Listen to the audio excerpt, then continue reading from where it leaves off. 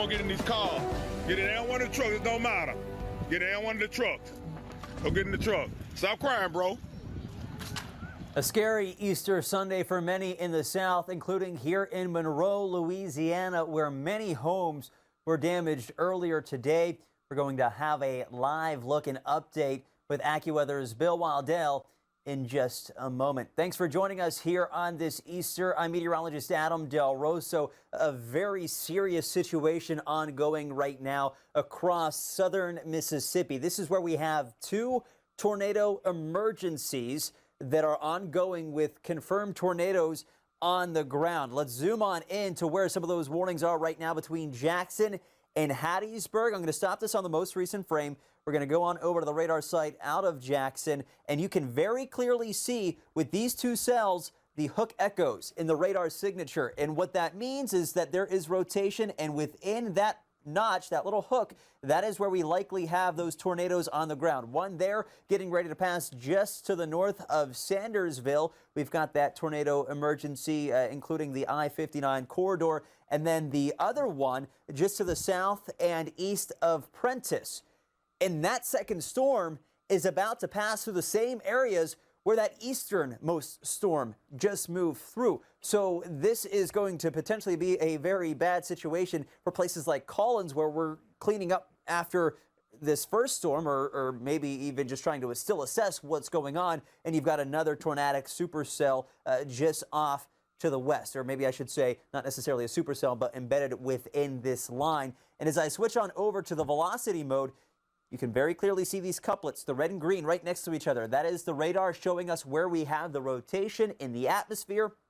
And if I switch on over to what we call the correlation coefficient, this radar image takes the first one, the most current one, compares it to the one just before it, and it looks to see if there's any kind of differences in terms of the consistency of what the radar beam is hitting.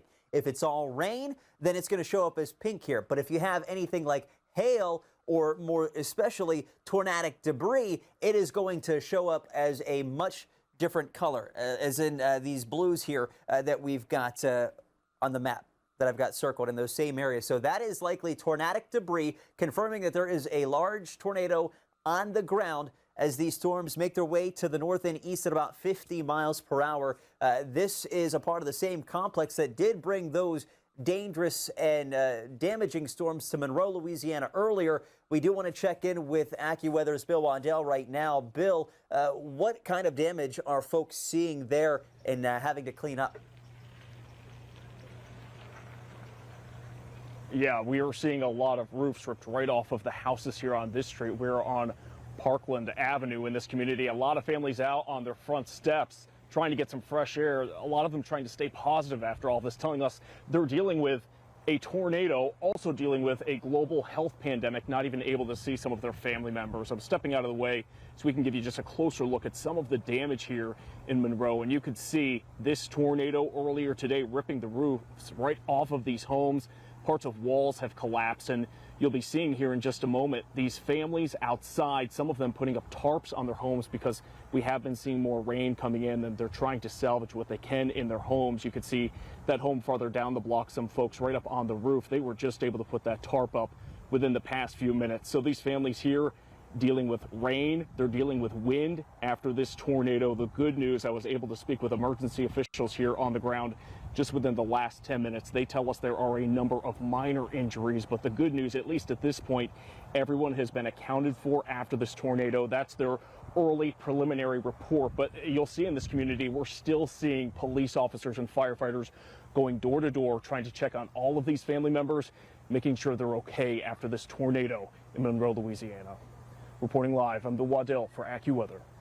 Bill, thank you. Yeah, we're going to continue to keep up with the folks there, keep them in our thoughts. But even as we get to another area, third area just to the north of Birmingham, we've got another area of some very heavy rainfall and potentially a tornado.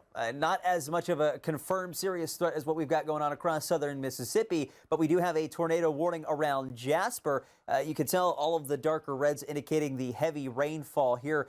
Nothing like the debris that was being shown with some of those storms farther off to the south and west. But if I switch on over to the velocity mode here, we've got a broad area of rotation within these storms, but more specifically, this little area where the reds and greens are closer together, that is a tighter area of rotation with that storm as it makes its way to the north and east, just passing north of Birmingham there, that we need to watch out for what potentially could be a tornado that tries to develop. Doesn't mean it's on the ground right now, because if you look over at the dual pole product, the correlation coefficient that I mentioned before, you don't see those dark blues like we saw with the other storms. So this is just an area that we need to watch closely if that storm happens to strengthen and develop more.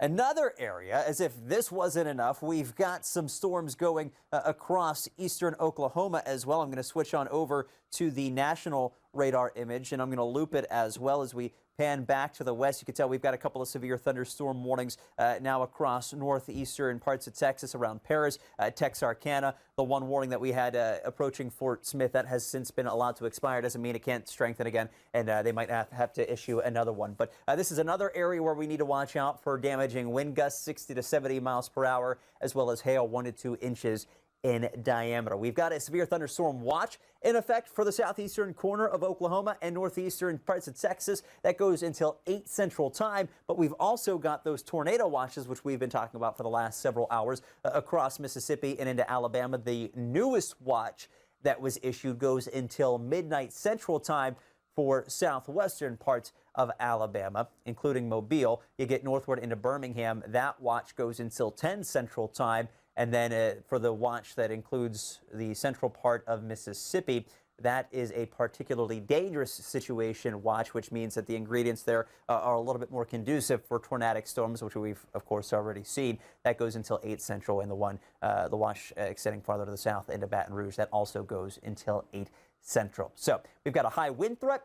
We've got a high tornado threat, which we've already spelled out and very clearly have given examples of those storms on the ground. Hail, flooding, also going to be issues as well. That darkest shade of red is where we need to be on the closer lookout for the highest tornado threat. You get a little farther off to the north and east, more so as we head into tonight. The threat for tornadoes is going to be coming down a little bit, but we still need to watch out for damaging wind gusts upwards of 80 miles per hour. We still can't rule out a brief isolated quick spin-up tornado along any of these lines that form in hail, and flash flooding still going to be an issue as well. Futurecast showing these storms continuing to march to the east as we get closer to our Monday morning. These form more of a line along that cold front. Behind it, some calmer, drier weather working on in, but some much colder air as well, especially across the northern plains where we've got the snow and wind already in place. We're going to continue to track that snow up north and the storms here across the south here on the AccuWeather Network. Keep it here.